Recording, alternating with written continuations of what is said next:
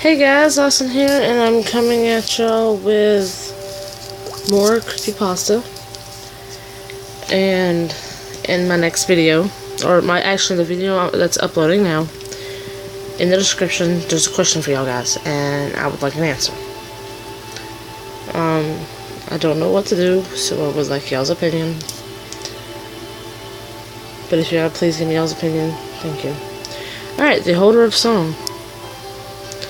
In any city, in any country, go to any mental institution or halfway house you can get yourself to. When you reach the front desk, ask to visit someone who calls herself the holder of song. You will then be guided to a long staircase that spirals higher than the building stands. At the stair's summit is a door. As you open the door, a sudden wave of heat will pour out from the hallway beyond it and wash over you. Proceed down the hallway. As you walk, the air around you will grow increasingly frigid. When you feel as if you are encased in ice, you must stand perfectly still, remain silent, and listen. If after a few seconds pass you hear a baby crying, turn and run. No harm will befall you, but the infant's cry will follow you wherever you go. If you hear it for the rest of your life, count yourself lucky. If and when it stops, your firstborn child will die. If you do not hear a baby's cry, wait for the hallway to grow warm once more, and then proceed to the door at its end. Enter. The room behind will be awash in green light. At its center will be an old woman turning the handle of a silent music box. Her legs have both been severed at the knees. When you speak to her, you must look her in the eyes. She hides a spear fashioned from the bones of her legs. Break eye contact, and she will impale you with it and leave you to bleed to death in seemingly unending agony. She will respond to only one question: what was the song they used to play? The old woman will begin to sing a language not of this world. Her melody will be the most beautiful one you've ever heard, bringing peace and serenity to your mind, body, and soul. You will find yourself vividly imagining a band of carefree children playing and singing, innocent as can be. And within minutes, the scene will eventually take a horribly sinister turn.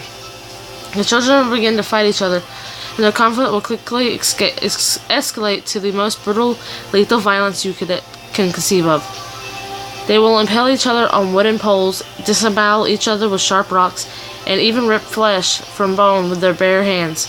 You will witness these children now merely tattered doppelgangers of themselves, spreading death and destruction more horrific than you could ever imagine on your own.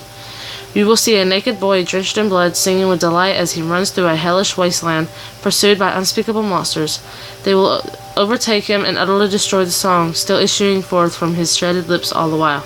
Yet, inexplicably, you will remain calm and peaceful even as you watch this unspeakable brutality. Sorry guys, I cannot speak. When these horrific visions end, an intense pain will stab at your chest. Your heart will feel like it's about to explode. Do not let the agony break your focus, and do not break eye contact with the old woman, lest you invite a fate so horrible that exploding heart seems lovely by comparison. If you remain steadfast in your gaze, the pain will eventually cease. The woman will stand up, though with your eyes still focused on hers. You will not how. And place the music box in your hands. The music box is object 6 of 538. When its song plays again, they will all come together.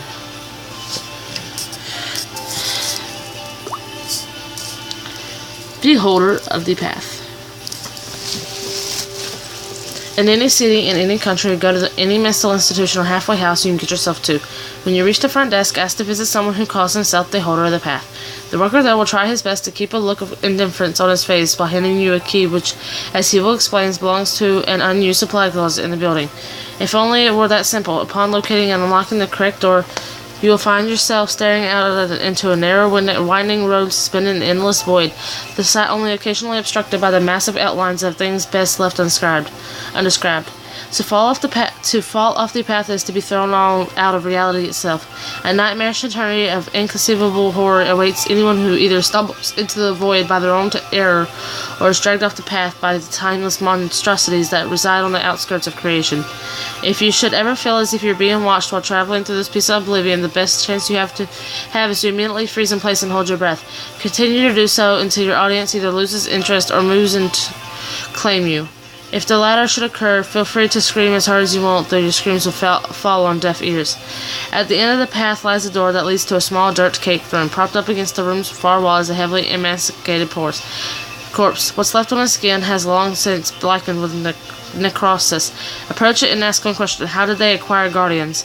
In response to your inquiry, the corpse will begin to stir. A subtle red glow will emanate from its eye sockets as it lifts his head and begins to whisper the long and macabre history of the holders. It will speak of unholy pacts and unspeakable atrocities. Within time, its tale will touch upon every form of evil known to man or God in few forms that neither can be comprehended. Furthermore, if told the title of any holder, the corpse will reveal that holder's history and the meaning of the object that it protects. Well, almost any holder. The holder of the path will never go into detail about itself. This is because the ghoul helps that will not question why it seems to be lacking an object. Truth be told, the ominous glow from within the ghoul's eye sockets is actually the shining light of the object that has something sealed inside of its skull. That is object 538. The holder will do anything to keep you away from it.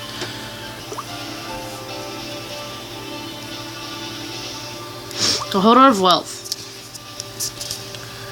In any city, in any country, go to any mental institution or halfway house that you can get yourself into. When you reach the front desk, ask to visit someone who calls himself the holder of wealth. The worker will raise one eyebrow as if puzzled by your request. Ask a second time, and the worker will shrug and take you across the street where an opulent mansion waits. If you are observant by nature, you may notice the mansion was not there when you started your quest.